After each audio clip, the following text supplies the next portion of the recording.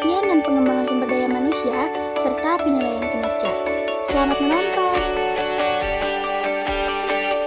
Hai, namaku Kotinur Aini dari C4 Manajemen dengan NPM 101200091. Halo, perkenalkan nama saya Febrianti, saya dari kelas 4 Manajemen dengan NPM 101200076.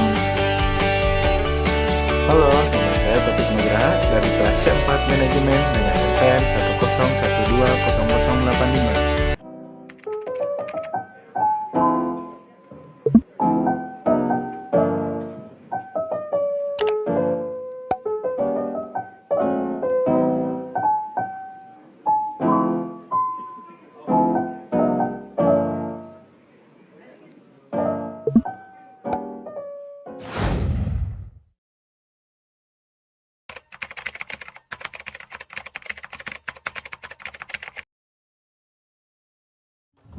Siang. Kami dari ISN di Bandung ini mau mencari Bapak seputar sumber daya manusia. Sebelumnya izin memperkenalkan diri. Perkenalkan nama saya Wira Febrianti. Ini adalah saya dan belakang saya satu lagi Taufik. Kami dari semester 3 ya Pak, kelas C4 Manajemen. Nah, jadi pertanyaan yang akan kita sampaikan itu seputar sumber daya manusia yang Bapak kelola saat ini di mungkin di beberapa perusahaan atau satu perusahaan. Iya. Tapi sebelumnya kami menanyakan profil Bapak terlebih dahulu. Oh, CV. Oke, jadi nama saya Diki Mariono. CV-nya dulu memang saya bekerja di PLN ya, PLN Bangkit Jawa Bali. Kemudian lingkupnya ya di IT, keuangan, IT, kemudian SDM. Lalu setelah itu kan selesai. Sekarang di anak perusahaannya, di anak perusahaan sekarang itu posisinya sebagai komisaris. Itu di bawah anak perusahaannya PLN ya, cucunya gitu, Bangkit Jawa Bali. Di cucunya itu namanya PT Sertifikasi Kompetensi Pembangkitan Tenaga Listrik. Itu perkenalan CV dari saya. Kalau untuk mengajar, saya mengajar di Ekuitas STI Ekuitas yang di Jalan Suci, di program Magister Manajemennya S2. Konsentrasinya di MSDM, kemudian di seminar MSDM, kemudian di manajemen kinerja SDM. Kalau di STEMB ngajar di kelas S1-nya dan D3 itu etika bisnis, kemudian sistem informasi manajemen. Lalu kalau di pasca sarjananya saya ngajar MSDM. Saya Pak. Ya lumayan gitu. Mungkin langsung pertanyaan. Enggak, silakan. Yang pertama tuh kegiatan dari pengembangan pelatihan sumber daya manusia di perusahaan yang akan Bapak pimpin itu seperti apa? Pengembangan pelatihan. Jadi model pelatihan itu kan harus tidak boleh lagi orang personal mengusulkan, tapi dari perusahaan membuat satu setahun sekali itu membuat satu turunannya dari roadmap perusahaan, program perusahaan setahun ini mau ngapain. Kemudian nanti teman-teman dari divisi SDM itu membuat semacam TNA, Training Needs Analysis ya. Di dalam TNA itu disesuaikan dengan program yang setahun, arah perusahaan mau kemana, bidang keuangan, bidang SDM, bidang operasional, kemudian bidang niaga. Itu nanti masing-masing bidang ya membuat perencanaan training. Nah, nanti dikumpulkan dikumpulkan oleh SDM, namanya itu training needs analysis, kebutuhan training apa saja dalam setahun. Nah biasanya itu nanti masing-masing bidang membuat perencanaan, lalu diajukan ke SDM nanti menjahit menjadi PNA yang dibutuhkan setahun. Bisa juga kalau misalkan perusahaan kan ada visi, ada misi, kemudian ada program 5 tahunan ya, roadmap 5 tahunan, kemudian nanti turunan dari roadmap itu adalah program-program setahun yang saya sampaikan tadi. Nah yang setahun ini kita ngomong yang setahun aja ya, karena kalau ngomong yang 5 tahun agak panjang. Yang setahun itu perusahaan mau meningkatkan SDM-nya, kompetensinya, maka bukan hanya orang SDM yang ditingkatkan kompetensi, tapi seluruh komponen SDM yang ada di perusahaan tersebut. Orang keuangan, training misalkan akuntansi dasar, intermediate, kemudian advance, kemudian bagaimana membaca neraca. Kalau orang SDM apa sih? Communication skill-nya, kemudian bagaimana dia orang hukumnya belajar untuk menata aturan-aturan perusahaan, perencanaan SDM, bagaimana rekrut, tuh mungkin training ya. Mungkin langsung ke pertanyaan selanjutnya Pak, apa sih keuntungan buat perusahaan jika mengadakan pengembangan sumber daya manusia kayak gitu? Perusahaan itu kan dinamis Ya. jadi orang berbisnis itu kan selalu ada perubahan, maka pengembangan itu disesuaikan dengan perubahan. Kalau perusahaan tujuannya mau misalkan goalsnya itu menjadi 10 besar di Indonesia, maka pengembangan SDM-nya disesuaikan dengan bagaimana mencapai perusahaan itu menjadi 10 besar di Indonesia. Semuanya. Jadi pengembangan SDM-nya itu bukan hanya orang SDM. Orang keuangan ditingkatkan kompetensinya, orang SDM ditingkatkan kompetensi supaya dia berkembang. Jadi pengembangan SDM itu dimulai dari sejak direkrut ya, pada saat direkrut masih fresh ya, masih fresh graduate. Jadi orang akuntansi S1 ya orang akuntansi, keuangan.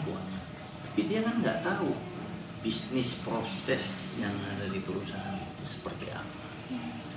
Terus masing-masing perusahaan juga beda core-nya. Ada core bisnisnya, misalnya kayak PLN itu menjual jasa energi listrik. Kalau core bisnisnya bank itu urusannya bagaimana sih uang itu likuiditasnya tinggi, bisa memberikan kredit. Bank itu kan bagaimana likuiditas keuangan. Kalau PLN itu bagaimana menyiapkan tenaga listrik.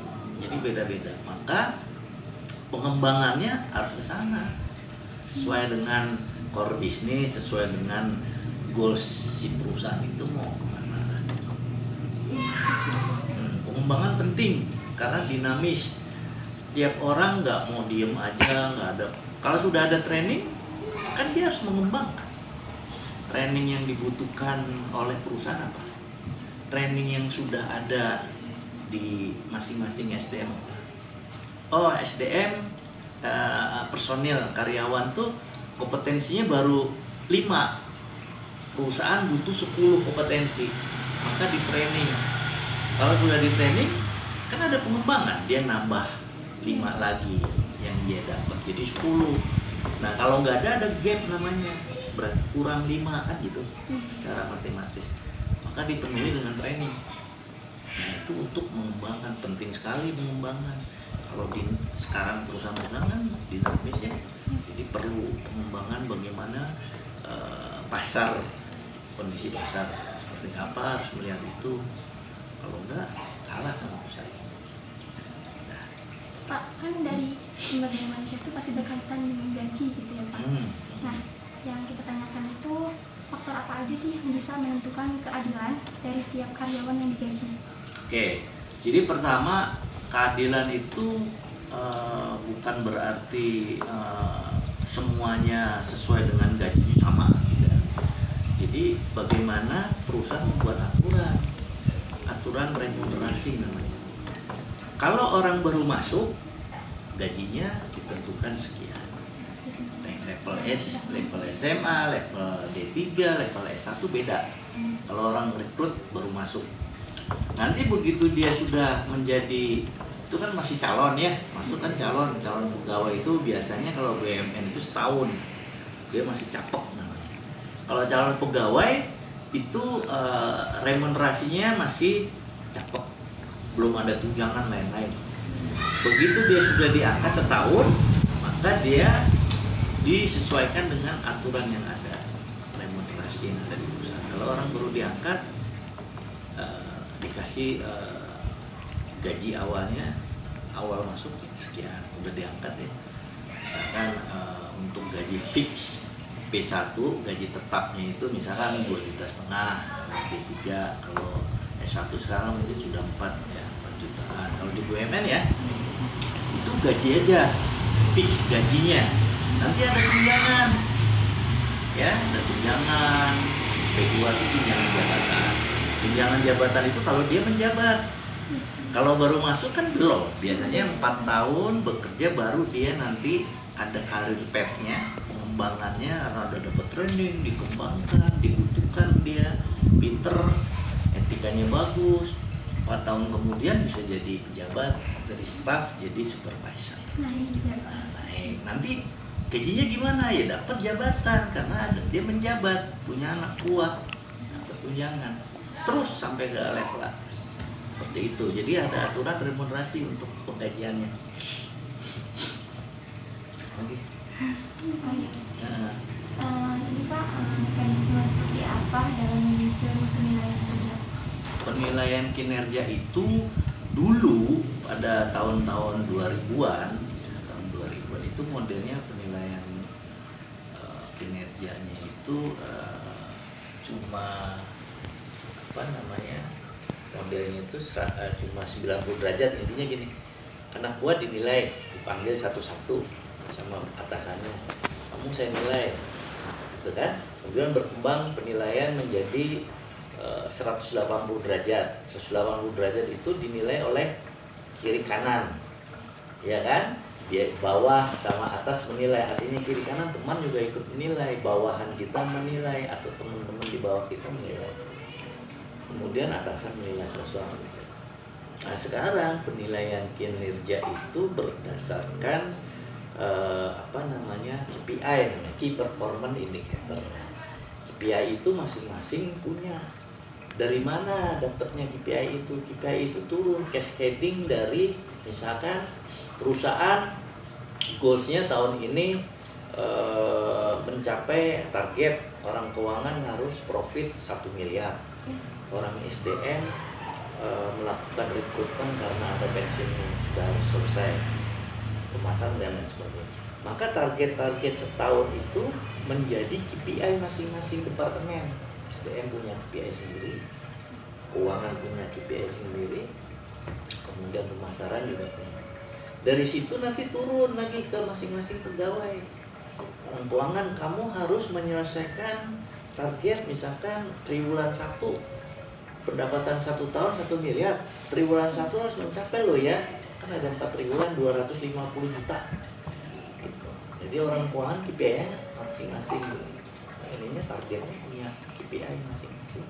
Bagaimana mencapai supaya dapat 250 juta gitu. Nah itu nanti dituangkan di dalam semacam target per orang ya, KPI, project kayak project itu. Kita 3 bulan mencapai nggak? 3 bulan ke depan mencapai, tapi sampai 1 tahun. Itu keuangan SDM juga sama. Oh SDM mau rekrut, apa saja yang dilakukan? Orang-orang SDM disiapkan tuh proses.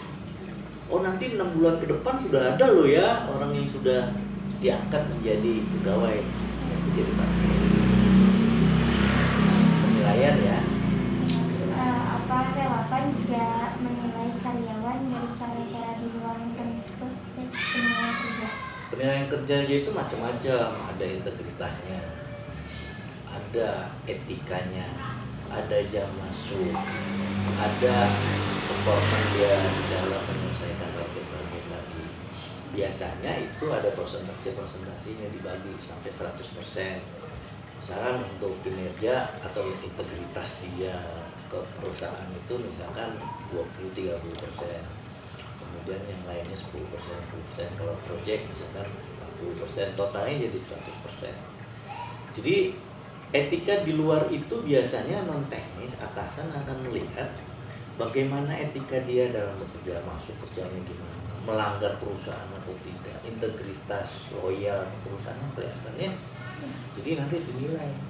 Nanti ada tuh kalau dia nilainya baik sekali, gajinya tunjangan dapat semacam insentif beda sama yang lain. Jadi kan berlomba-lomba menimbulkan persaingan.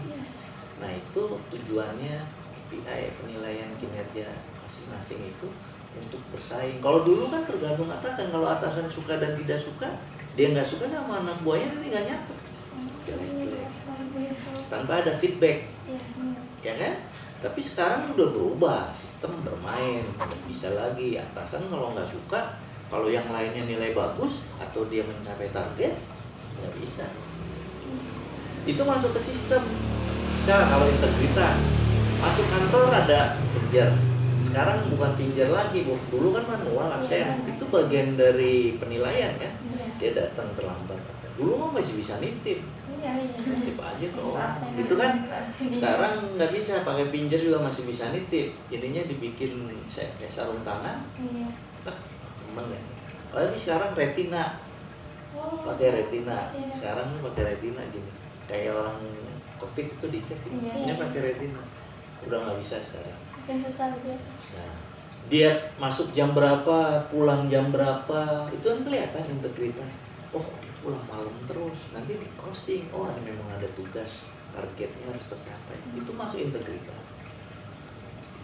Untuk manajemen karir di perusahaan yang Bapak kerja ini seperti apa? Manajemen karir itu dibangun sesuai dengan pengembangan. Di sana ada yang namanya talent pool. Talent pool itu mengumpulkan orang-orang yang punya talent bagus.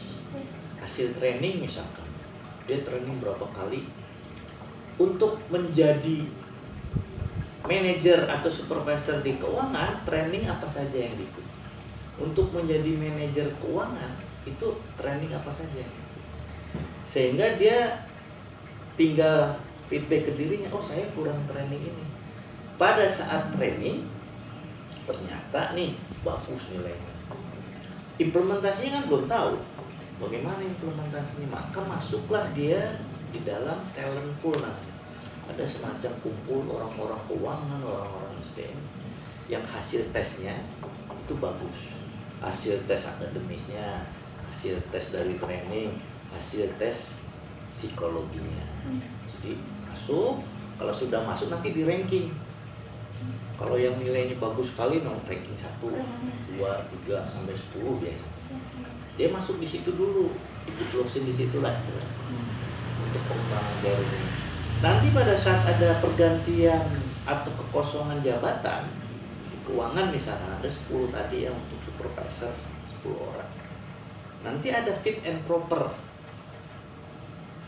Fit and proper dilakukan untuk kebutuhan supervisor atau manajer keuangan. Kriterianya ini. Udah tinggal masuk orang yang ada di data. Nggak nyari-nyari lagi. Oh dulu kan nyari-nyari. Suka nggak suka ada atasannya kamu bilang. Oh ini saudara saya ikut. Nah, sekarang dengan adanya sistem pengembangan karir pet itu, adanya talent pool, ada fit and proper, nggak bisa lagi. Jadi benar-benar orang yang sudah tersaring racing star itu masuk dalam talent pool. Itu diuji fit and proper, lulus. So, ada dibutuhkan 10 ya, 10 udah siap kita. Jadi nggak usah nyari-nyari lagi, bahkan waktu lagi, tapi kita menyiapkan kadernya itu lewat talent pool. Cara Bapak mengelola manajemen karir ini kayak gimana Pak? Cara mengelolanya ya itu tadi, begitu kan orang rekrutnya diterima, kita udah ada jejak digitalnya. Orang ini akademisnya bagus, psikotesnya bagus, kesehatannya bagus, integritas bagus, di jejak digitalnya ada di SDM. Itu ada dia. Nanti kamu karena bagus, kamu bisa udah diangkat, loyal dan lain sebagainya, penilaian target, kamu bisa ikut menjadi ikut training A B C D untuk jadi pejabat. Ikut dia dalam 4 tahun itu bisa saja karena daerah sekitar tambahin lagi, kamu bisa lompat jadi manajer, bisa saja. Tapi biasanya itu 4 tahun ya, ada jangka waktunya. Jadi mengelolanya seperti itu, dipelihara, di maintenance SDM. Ada proses training, ada proses pengamatan, ada proses masuk talent pool, ada proses fit and proper, baru dia bisa menduduki. Banyak juga. Banyak. Tapi biasanya jangka waktu kalau udah diangkat, sampai dia diangkat setahun itu 4 tahun ke depan tuh dia sudah harus menduduki jabatan. Gitu. Kalau dia Washington bagus banget 2 tahun bisa jadi. Sekarang di BUMN di tempat saya khususnya gini, saya orang keuangan, begitu saya rekrut diterima di PLN di Pembangkit Jawa Bali, orang keuangan ya, dia udah tahu jejaknya ke depan. 4 tahun ke depan saya harus jadi supervisor, 4 tahun berikutnya manajer, 8 tahun.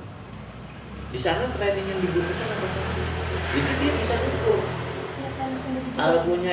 Punya planner sendiri, dan dia harus bersaing tapi sehat.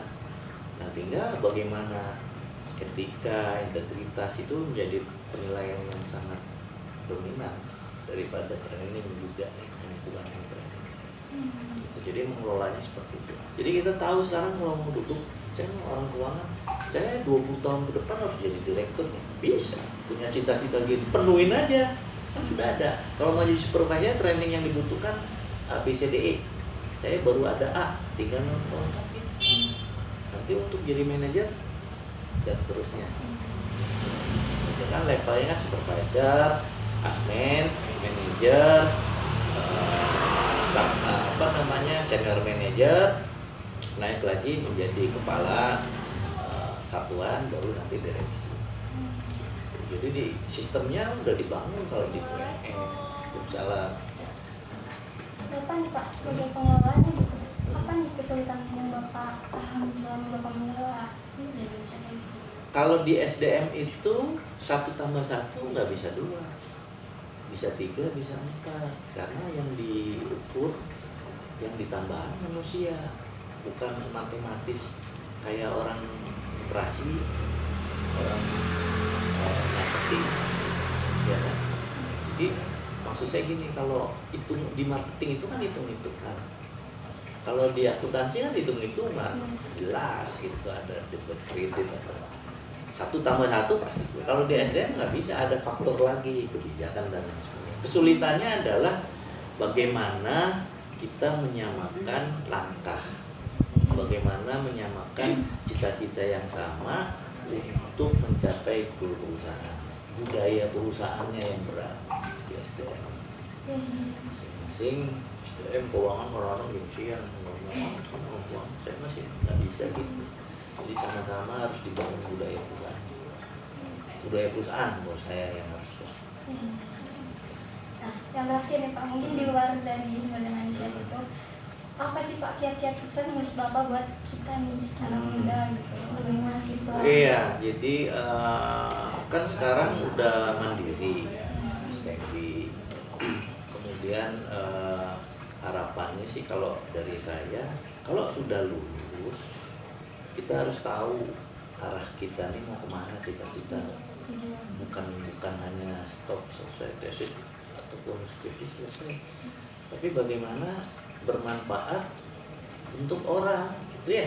Satu ya, bermanfaat untuk orang. Yang kedua, dalam Islam kan disebutkan bahwa bagaimana kita bermanfaat untuk sekeliling kita, tetangga, kalau di rumah, saudara yang terdekat, orang yang masih sekedar begitu. Maka saya sih menyampaikan, kita tamat belum tentu juga akan sukses, ya kan?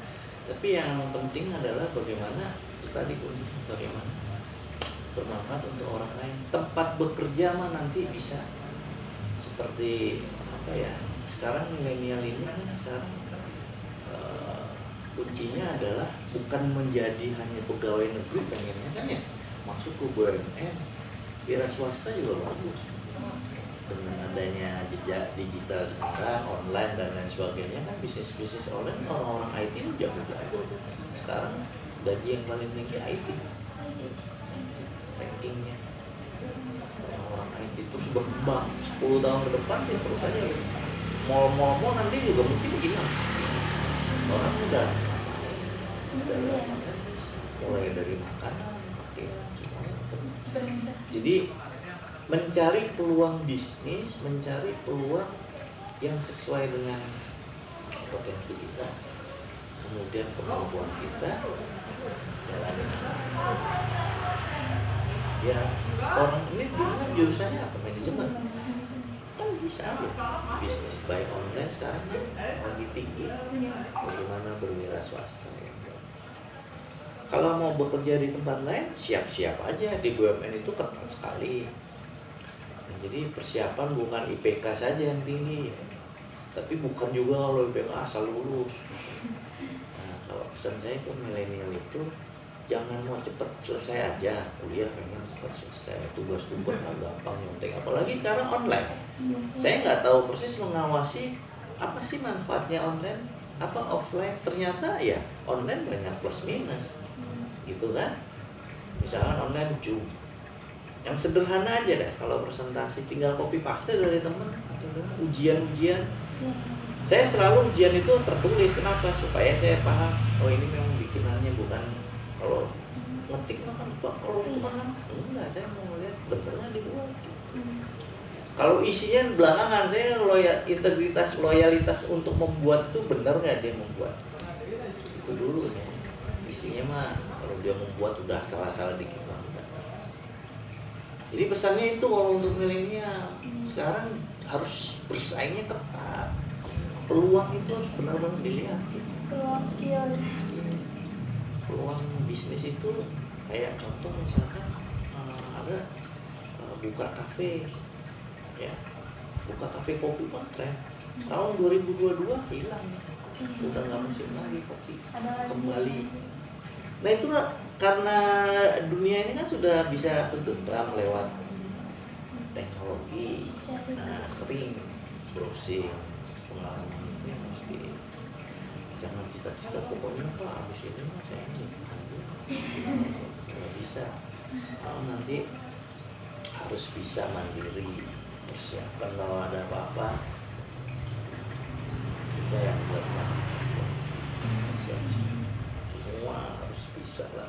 Sayang itu kalau udah ngambil S1 terus diam di rumah, yang tua apa kasihan orang tua. Mungkin Cukup. Oke. Bagus banget Bapak, pengalaman juga banyak Bapak.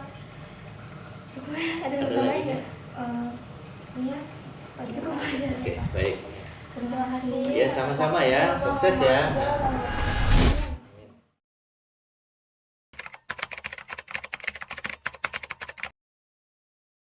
Selamat sore Pak. Sore. Kami mahasiswa dari STI Bandung Business School ingin meminta waktu luangnya sebentar untuk mewawancarai tentang sumber daya manusia yang Bapak jalankan di profesi Bapak saat ini. Sebelumnya, mohon maaf, profesi Bapak ini sebagai apa? Dan sebelumnya izin memperkenalkan diri dulu. Nama saya Taufik Nugraha, teman saya Wina Putianti. dan satunya lagi Kori Nuraini. Pertanyaan selanjutnya mungkin akan diberikan oleh teman saya Wina Putianti. Ya, untuk pertanyaan pertama mungkin perjalanan karir Bapak hingga di profesi sekarang ini bagaimana Pak? Alhamdulillah sukses. Iya, jadi perjalanannya Pak. Perjalanannya jadi awal mula Tapi disingkat aja gitu. jadi awal mula jadi biasalah kerja dulu, jadi kerja laden dulu ya, kerja laden 1 tahun terus jadi tukang alhamdulillah. Jadi sekarang nyari apa tender lah, tender disebut apa namanya, tender arsitek, tender terus cari kontraktor. Alhamdulillah saya gabung sama dia, alhamdulillah sampai sekarang bisa mencapai target punya karyawan maksudnya. Sebelumnya itu Bapak tuh pernah bekerja di perusahaan lain atau mungkin menjadi apa sih, profesi lain gitu Pak? Pernah. Oh pernah. Pernah, jadi kerja di rumah makan Cikawau. Pernah dulu. Itu profesinya sebagai apa? Sebagai koki. Koki. Ya. Sebagai koki. Cuman 1 tahun. Pernah. Selama Bapak di perusahaan ini yang Bapak jalani sekarang itu mungkin ada kesulitan-kesulitannya gitu? Oh banyak. Banyak. Seperti apa gitu? Seperti kan kerja bangunnya kan banyak perubahan ya, seperti bongkar pasang banyak kesulitannya. Jadi kesulitannya banyak. Biasanya Pak kalau bangunan gini tuh setiap harinya tuh apakah bakal ada kerugiannya atau enggak gitu? Kalau kerugiannya tuh biasanya paling besar mencapai berapa? Oh, paling besar mencapai kerugian paling besar Yang pernah Bapak alami? yang pernah saya alami paling 30 juta sehari. Pernah. Terus Bapak itu bagaimana cara menghandle-nya gitu? Menghandle-nya ya menutupi jadi tanggung jawab saya itu, kerugian saya itu jadi tanggung jawab ya, tanggung jawab saya. Iya. Terus Pak, bagaimana pengaruh penilaian kerja terhadap sistem penggajian gitu, gaji gitu? Alhamdulillah lancar. Penilaian kerja itu seperti apa Pak? Apa dari giat orangnya itu gitu? Oh enggak. Dari bagus kerjanya atau dari tingkat jabatannya? Oh enggak. Setiap karyawan beda-beda. Beda, jadi misalkan kalau Raden 130, kalau tukang 15, 150, kalau misalkan mandor sampai 170 mandor. Itu tuh per hari apa per Per hari. Apakah relakan Pak jika menilai karyawan dari cara-cara di luar mekanisme penilaian kerja? Yang selanjutnya mungkin ini akan menyangkut motivasi ya. Ya. Bagaimana sih kiat-kiat dari Bapak untuk kita sebagai mahasiswa anak muda ini supaya sukses seperti Bapak sekarang ini? Oh, itu mah harus belajar terus, harus nyari dulu pengalaman supaya bisa sampai sukses. Cari pengalaman dulu, gimana caranya kerja, gimana cara jadi kalau mau sukses itu. Itu dari pengalaman. Ya pengalaman. Kalau boleh tahu sekarang kira-kira karyawan yang Bapak tangani itu berapa orang? Kurang lebih lah 30-an. Ada kesulitan nggak Pak, dalam mengelola karyawan? Oh, macam-macam tuh, banyak. Ada yang banyak tidur, gini ya, banyak lah. Itu bagaimana Bapak cara menanggapinya gitu? Karena lagi kan ada mandor. Ya, jadi ada mandor. Diserahkan ke mandor. Serahkan ke mandor aja gitu. Jadi kalau mandor misalkan sehari survei sama mandor gimana ini karyawan, ini kan banyak. Macam-macam lah karyawan. Kalau karyawan bangunan ada yang suka malas tapi upah sama gitu. Terus tender yang paling besar yang pernah Bapak tangani itu kayak membangun apa? Pernah jadi membangun hotel di Jatibening pernah. Pengalaman saya di Jatibening pernah. Kesulitannya lumayan. Harus banyak bismillah. itu keuntungan yang pernah Bapak raih di dalam tender ini paling besar tuh dalam tender apa Pak? Dalam membangun apa? Hotel. Hotel di daerah mana? Dari Jatibening Bekasi Jatibening. Itu keuntungan yang Bapak raih tuh berapa? Ya 80. Alhamdulillah sisa 80. Sisa dari total bayar karyawan di barang ada 80. Kalau boleh bisa disebutkan ada nggak paling sulit, kesulitan yang paling sulit yang Bapak alami di sana, salah satunya kayak gimana? Kalau kerja misalnya ya kerja yang sulit ya dari belakang, kerja dari misalkan pelestarian belakang yang sulit mah, pelestarian dari belakang yang sulit, maksudnya pelestarian belakang yang mau belakang kan susah, pasang steger gitu susah, sulit.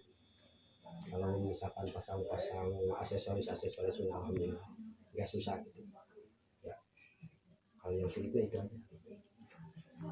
Mungkin kalau pertanyaan dari kami seperti itu, mungkin ada pertanyaan-pertanyaan lain yang mungkin agak terbelakang dalam MSDM gitu Pak. Mungkin ada tambahan pertanyaan dari teman saya. Ya, silakan. Cukup sekian mungkin. Terima kasih atas waktunya. Iya, Pak, sebelumnya mohon maaf nama Bapak belum disebutkan. Iya. Sebelumnya boleh disebutkan. Nama saya Bapak Alisa. Panggilannya? Abdi.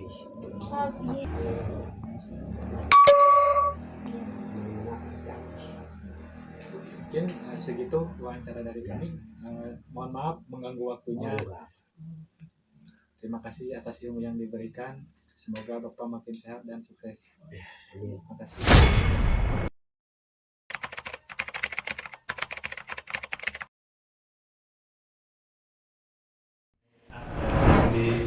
Dan itu di Nagreg, dan gue di sini.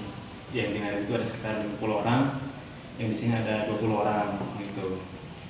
Ya sekitar 70-an lah kalau karyawan semuanya. Presiden gue ya digabung gitu. Cuman kan kita bagi dua, yang saya gue di sini 20 gitu. Kalau boleh tahu udah berapa lama? Kalau yang di pen 1 itu udah hampir 10 tahun. 11, sekarang di 11 kayaknya, sekarang di 11. Nah di sini baru 3 tahun. 3 tahun. Dan gue baru 3 tahun. Jumlahnya masih sekitar 50. Pertanyaannya kan ada. Oh iya.